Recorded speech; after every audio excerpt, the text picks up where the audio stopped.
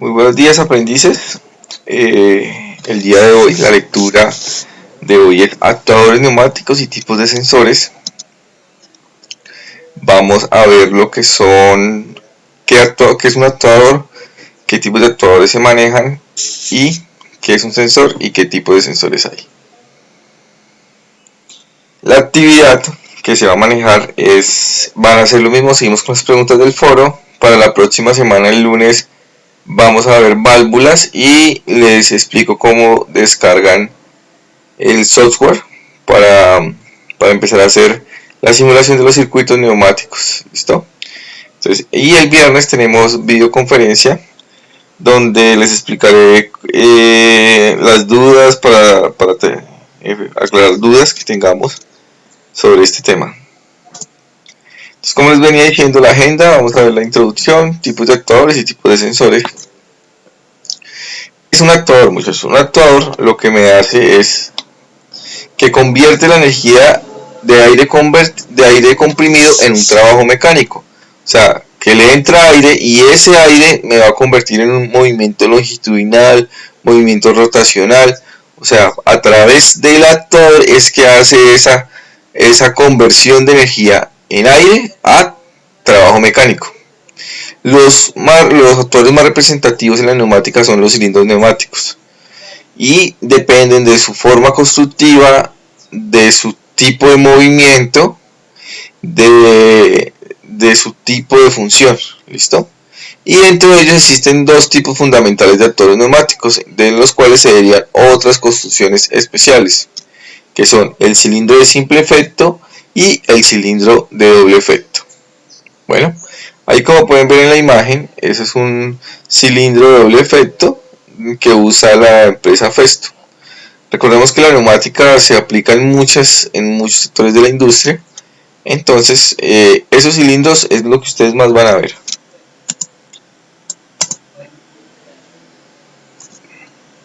Empezamos. ¿Qué tipos de actuadores hay? Uno de los más comunes es el cilindro de simple efecto, de émbolo.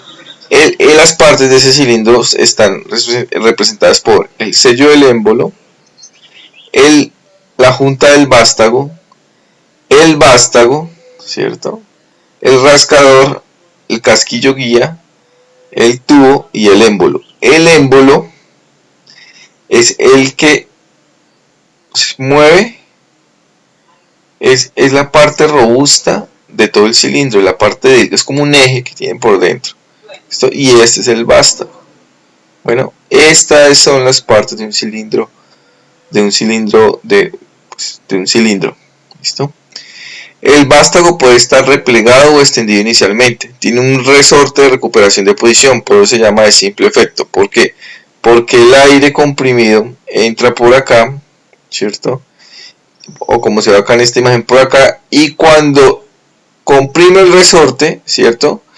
Y no tiene salida de aire por el otro costado como los cilindros de doble efecto. Simplemente cuando termina de haber presión en este instante, el resorte devuelve el émbolo. ¿Listo? El resorte devuelve el émbolo. Bueno, entonces, al suministrar el aire comprimido al émbolo, modifica su posición y cuando se purga el aire, el muelle recupera la posición inicial del émbolo. Debido a la longitud del muelle se utilizan cilindros de simple efecto con carreras de hasta 100 milímetros. O sea, la carrera, la longitud que puede llegar a tener este cilindro son máximo 100 milímetros. Recuerden, entra el aire, ¿cierto? Comprime el resorte. Cuando el aire se purga ya en la válvula, entonces se devuelve el resorte por la fuerza que este tiene. Entonces, este es el cilindro de simple efecto.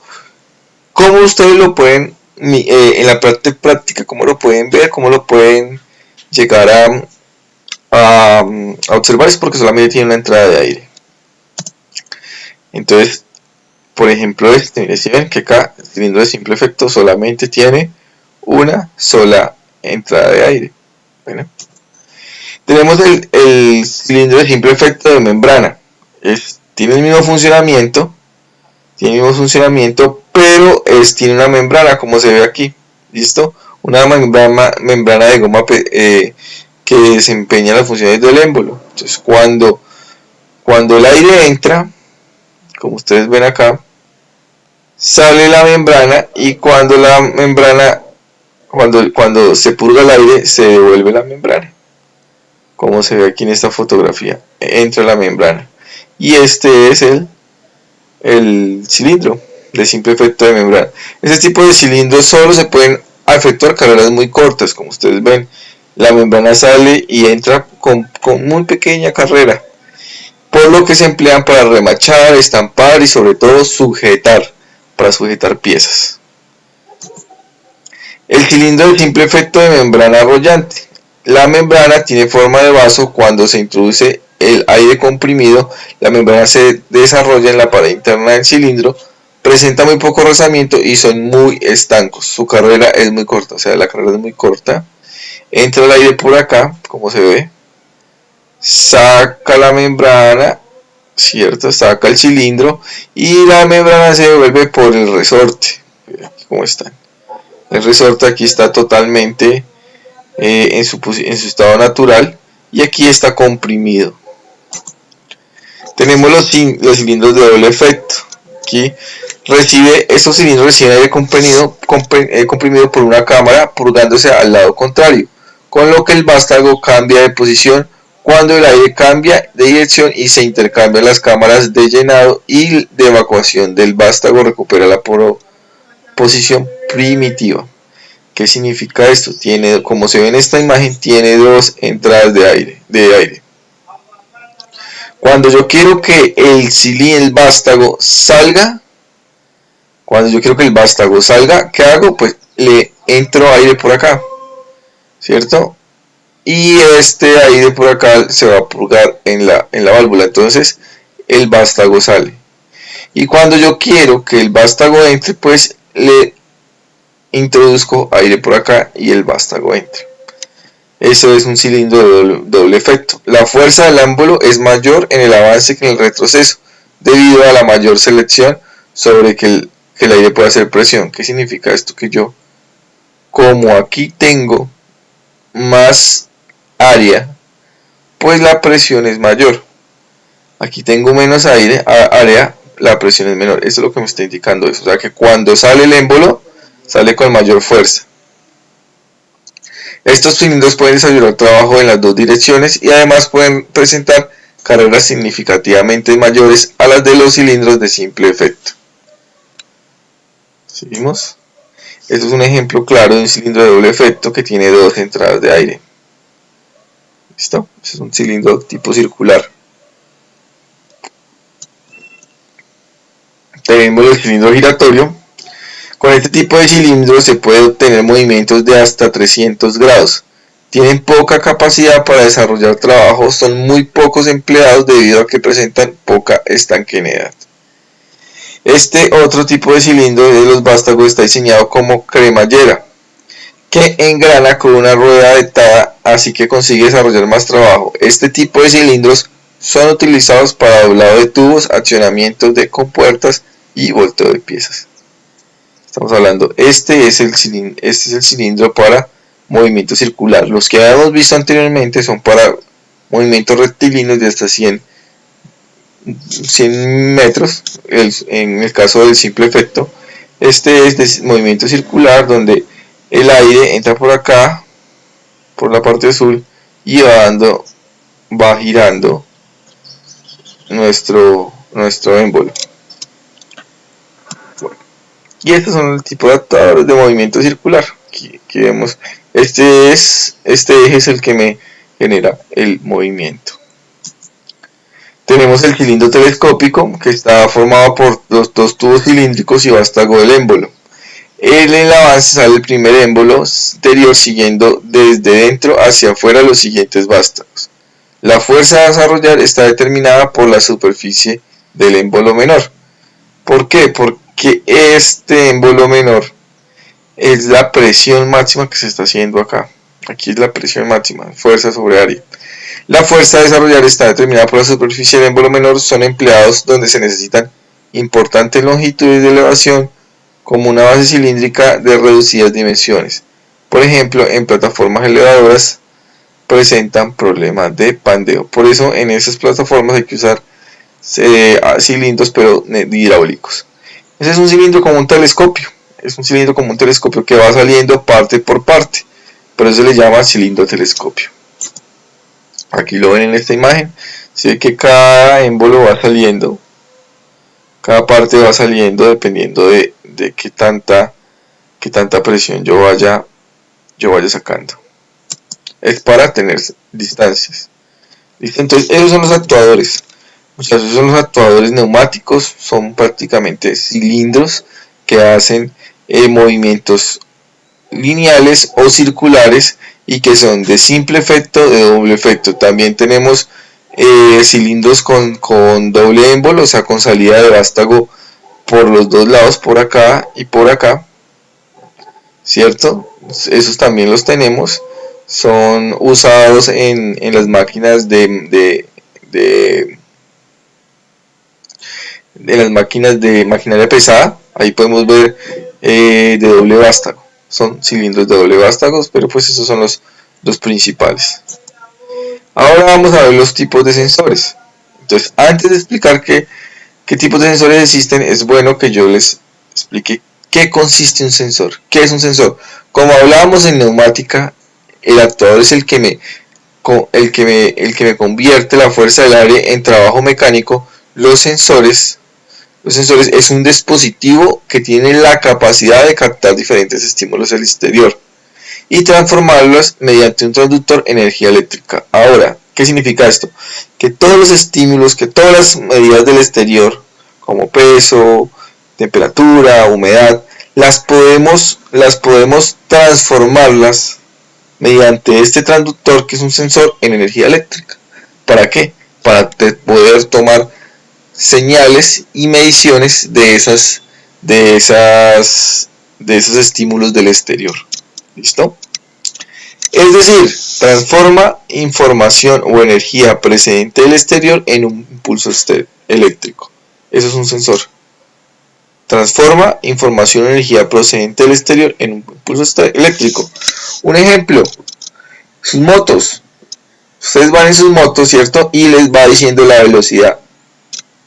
Ese sensor me está tomando ese estímulo exterior, que es la velocidad, esta variable que es la velocidad, me lo está transformando en un impulso eléctrico, en energía eléctrica, para poder hacer una medición y que pueda salir en sus pantallas de LED o en sus pantallas análogas. ¿Listo? Importante, esta información exterior puede ser de cualquier tipo, física o química.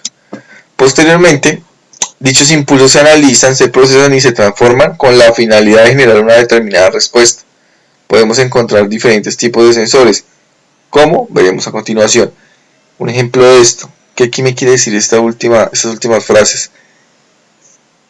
La temperatura, un horno de temperatura.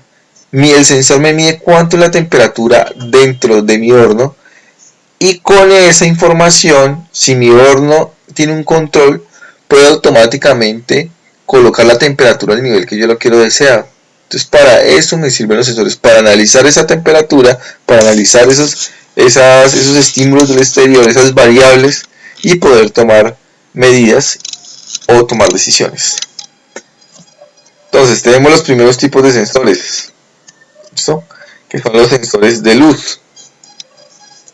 Bueno, estos son los sensores de temperatura. Los sensores de temperatura son sensores que aquí, como podemos ver, son termocuplas. Esos son sensores termocuplas que me miden como dice la palabra, me miden la temperatura del ambiente. Son termocuplas que se usan para temperaturas muy altas, para hornos, y esos son sensores más que todo de electrónica, que son usados, tienen un rango máximo como 120 grados, son usados en la industria. Tenemos los sensores de luz, que en este caso se trata de dispositivos electrónicos que responden al cambio en la intensidad de la luz.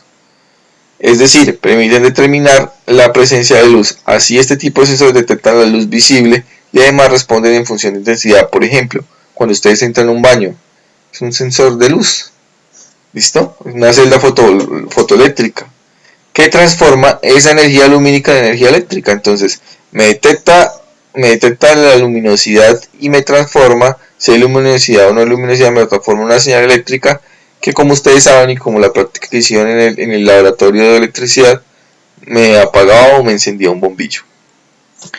Estos son este es una fotocelda para un baño, y estas son fotoceldas para electrónica. Tenemos los sensores de distancia. Estos sensores de distancia son dispositivos que permiten medir distancias. Además, dependiendo del tipo, también pueden utilizarse como sensores de presencia o movimiento. Un ejemplo de sensor de distancia es el infrarrojo, basado en un sistema de emisión y recepción de radiación. También encontramos como, por ejemplo, el sensor de distancia, el ultrasonido, que envía pulsos haciendo ondas que reboten en la superficie. Un sensor de distancia me sirve para medir a qué distancia está un objeto, a qué distancia tenemos alguna materia prima, algún objeto. Estos son los sensores infrarrojos, así los pueden ver, y estos son los sensores de ultrasonido. Esos sensores dependen mucho, entre más costosos son, más precisión tienen.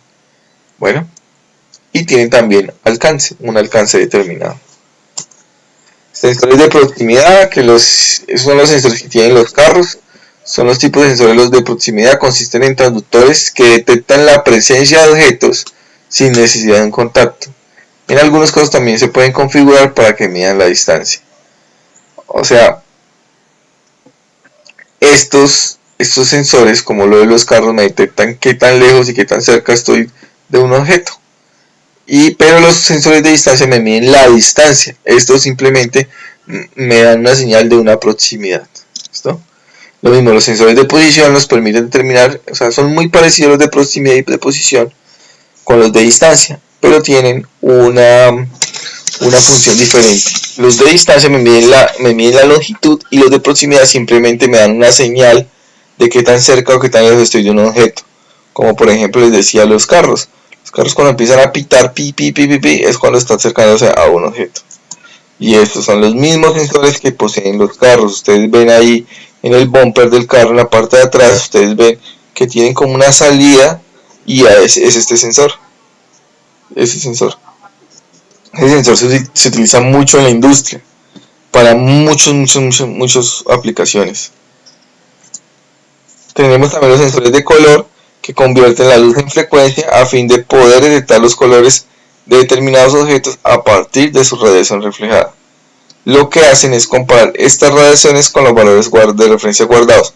¿Qué pasa? Entonces, al tener una frecuencia, ellos observan una frecuencia de un objeto, la frecuencia por medio de unas ondas, y cuando yo lo compare con lo que programé dentro del sensor, me va a decir, es el rojo, es el amarillo. De esa forma me detectan los colores. Estos tipos de sensores emiten 3 tipos de luz: roja, verde y azul, y lo hacen sobre los objetos que pretenden analizar. ¿Listo? Sensores de humedad. Estos tipos de sensores lo que hacen es medir la humedad relativa, así como la temperatura del ambiente. Concretamente, actúan emitiendo una señal acondicionada gracias a una serie de circuitos integrados que disponen. Los sensores de humedad captan las señales del ambiente para detectar estos parámetros. Además, el margen de error que tienen suele ser muy pequeño. Por otro lado, a modo de ejemplo, este tipo de sensores se pueden aplicar para detectar el nivel de líquido de un depósito. También se utilizan en sistemas de riego de jardines con el objetivo de determinar cuándo las plantas necesitan riego y cuándo no. Esos sensores, los que ven ustedes acá, son sensores de humedad. Entonces, ¿qué dice? Cuando la humedad cuando hay muy poca humedad, por ejemplo en las plantas, que es donde más se utiliza, ahí hace que el sistema de goteo, de irrigación de la planta o de riego, funcione. Entonces me detectan la humedad de la tierra, y también sirven como sensores de temperatura. Los sensores de velocidad, como los velocímetros, los tacómetros, que ustedes los tienen, que maneja moto, el que tiene moto, están ahí. Lo mismo los radares, se usan en los radares, ¿cierto? Cuando el policía está para ver en cuál velocidad está usted, ese es un sensor de velocidad. Están los sensores de sonido, que son los que me detectan la cantidad de decibeles que tienen, pues que puede tener un sonido, un audio. ¿Listo? Y estas ondas se propagan por medio del aire y se utilizan para recibir estímulos del exterior en forma de sonido. Este es el tacómetro y este es el sensor de sonido. También tenemos los sensores de contacto, que tienen la finalidad de detectar al final del recorrido de los componentes mecánicos. También estos son llamados como finales de carrera. ¿Listo? Un ejemplo de ellos son puertas que se abren de forma automática, que cuando ya están completamente abiertas el motor las accione, sabe que deben detenerse. O sea, estos sensores de contactos son muchas las aplicaciones y son más económicos. También están los sensores ópticos. En este caso, esos tipos de sensores permiten detectar la presencia de un objeto que interrumpe un haz de luz. Entonces, estos son sensores ópticos. Un ejemplo de ellos se llama las fotoresistencias y utilizan especialmente en robótica como el objeto de regular el movimiento de los robots y detener su movimiento en el momento en que se estén a punto de tropezar con algún objeto. Los sensores ópticos. Esos sensores ópticos, también hay unos sensores que son capacitivos que me detectan, por ejemplo, el agua. Entonces, esos son los finales de carrera y esos son los sensores ópticos. Esos son muy utilizados en las tiendas de ropa. Cuando usted ve que sale de la tienda y suena tin, tin, tin, tin, son muy utilizados. Tenemos los sensores magnéticos, que estos son para uso para detectar metales. ¿Listo? O los sensores inductivos y capacitivos. Los capacitivos para detectar líquidos y los inductivos o magnéticos para detectar metales. Son sensores magnéticos que actúan detectando los campos magnéticos que provocan las corrientes eléctricas y los imanes. Un ejemplo de estos sensores es el interruptor Reed, que consiste en dos láminas metálicas introducidas en el interior de una cápsula. Dichas láminas están en presencia de un campo magnético y se atraen entre ellas. Bueno, muchachos, esta es la lectura de los sensores. Les voy a dejar dos preguntas en el link, en la plataforma. El video también lo voy a subir a YouTube. Cualquier pregunta, cualquier duda que tenga, el viernes que nos vemos en la videoconferencia la despejamos. ¿Listo, muchachos? Una feliz tarde, un feliz día y cualquier cosa, mi correo, mi WhatsApp, estoy pendiente de ustedes todos los días. Muchas gracias.